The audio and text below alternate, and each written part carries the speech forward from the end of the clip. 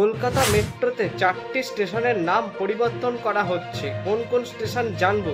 এর জন্য কি করবেন, ভিডিওটিতে 15টি লাইক করুন, 6টি শেয়ার করুন, আর চ্যানেলে নতুন হয়ে থাকলে অবশ্যই সাবস্ক্রাইব করুন। আমরা সকলেই জানি কলকাতা মেট্রো এখন ভালোই বড় হচ্ছে, কারণ দেখবেন এখন কতগুলো লাইন হয়ে গেছে, সেগুলো আবার এক্সটেনশন হচ্ছে। তার মধ্যে আবার নোয়াপাড়া থেকে বিমানবন্দর পর্যন্ত মেট্রো চলাচল শুরু হতে চলেছে সামনে মাসে, সেটা একটা বিষয় রয়েছে। তাহলে এবার কোন কোন মেট্রো স্টেশনের নাম তাহলে পরিবর্তন করা হচ্ছে? আবার দেখেন না, এই যে অরেঞ্জ লাইনে কি হতে চলেছে জানেন? অরেঞ্জ লাইনে এই বেলেঘাটা পর্যন্ত মেট্রো চালু হতে চলেছে, এই সামনে মাসেই মনে হয় চালু হয়ে যেতে চলেছে। ঠিক আছে, তা ওখানেও সিআরএস এর পরিদর্শন হয়ে গেছে বলে জানা যায়।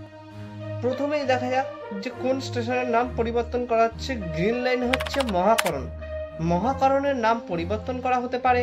ঠিক আছে, তারপর দেখা যাচ্ছে জয় হিন্দ মেট্রো স্টেশন, যেটা নোয়াপাড়া থেকে বিমানবন্দরের যে লাইনটা, ওরে যে বিমানবন্দর যে বলা হচ্ছে, এই স্টেশনের নামটাই কিন্তু পরিবর্তন হতে পারে। জয় হিন্দ মেট্রো স্টেশন নাম আছে, এটাকেই পরিবর্তন করে দেওয়া হতে পারে। আর অরেঞ্জ লাইনে কোনটা? খিদিরপুর মেট্রো স্টেশনের নামও কিন্তু পরিবর্তন করা হতে পারে। আর এছাড়া ভিআইপি রোড, যেটা আপনাদের ওই এয়ারপোর্ট লাইনে রয়েছে, সেটা হচ্ছে ভিআইপি রোড, এই স্টেশনটির নামও কিন্তু পরিবর্তন করা হতে পারে।